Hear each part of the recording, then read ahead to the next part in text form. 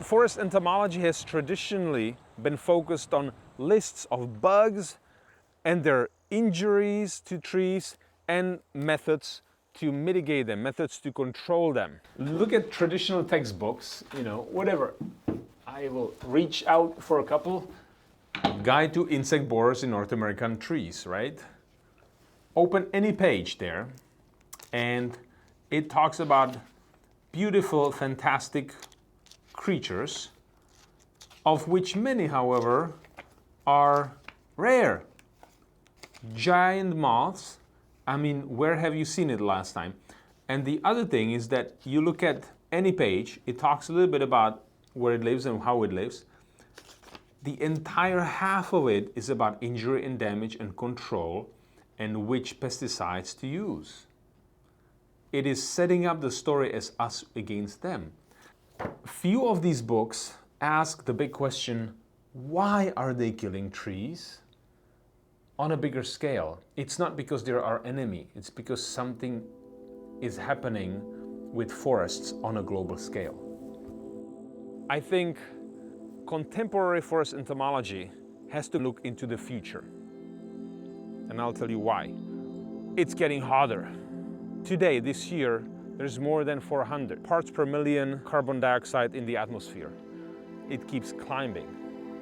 But interestingly, the way pines work is that you're getting increased uptake of CO2 and increased growth, increased yield, and then the tree dies. It doesn't mean that the more warm and the more CO2, the better the growth is. It's about the thresholds, and we have no idea where the threshold is for this type of a plantation in the south. We do see it all over the northern hemisphere. Whether you're in Canada, California, Switzerland, Sweden, Japan, Russia, wherever you are in the northern hemisphere, the traditional conifer forests are falling apart. The biggest problem of contemporary forest entomology in these latitudes is the secondary bark beetles that are turning into tree killers. So again, it's not that there's a problem with the insects. The insects haven't changed. The insects are exactly the same. What changed is their context. It's hotter, it's drier, we packed more trees together, and the trees can't hack it. And this is an example of a really terrible stand where you can see so many trees packed together, and almost everyone you look at has a problem. Fungal diseases, competition, drought stress.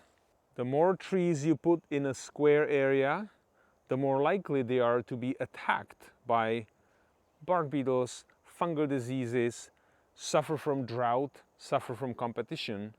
So it's not really true that the more trees you have, the more profit you have.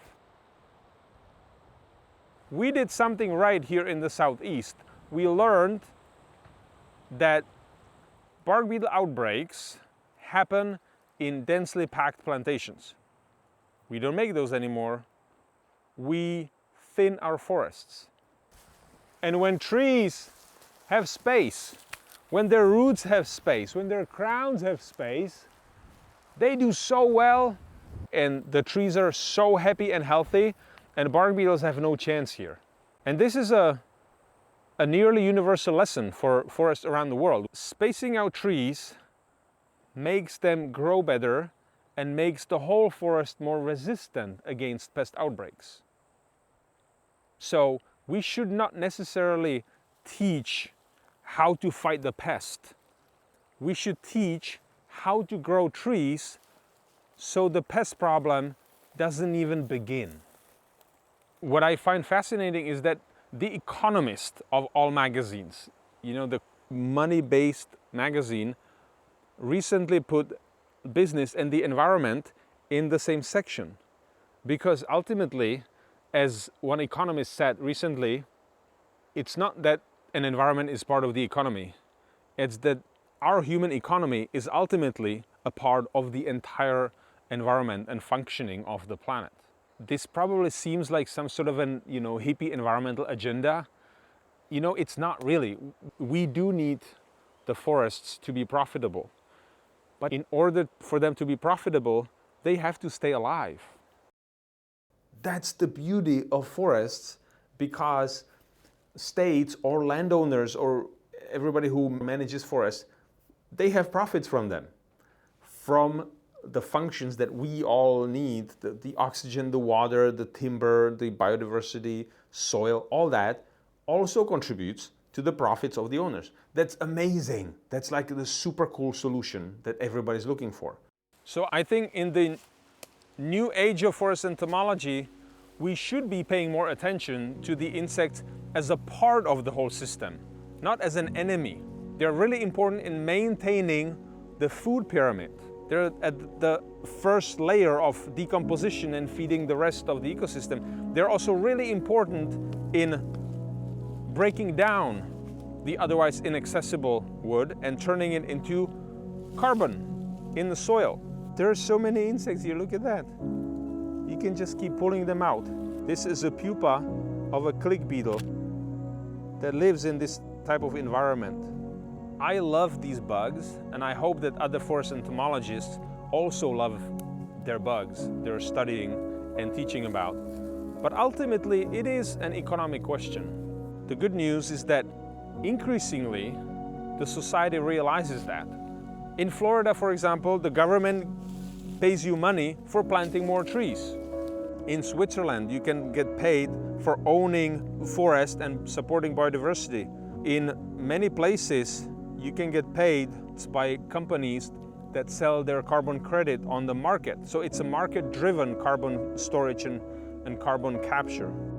And I feel, again, just my opinion, but I feel like it's our duty to train the new generation of thinkers in our field to address these problems that are just starting, or they're growing, they're coming up, the future problems, rather than just repeating how insects are our enemy. I don't think they are. The insects are not the problem. What happens to forests is a problem. And so I believe that the next generation of forest entomologists has to look at that situation, the whole situation, the influence of people, insects, diseases, climate, politics, profits. All that is going to be a part of forest entomology. It's not just listing of pests and pesticides.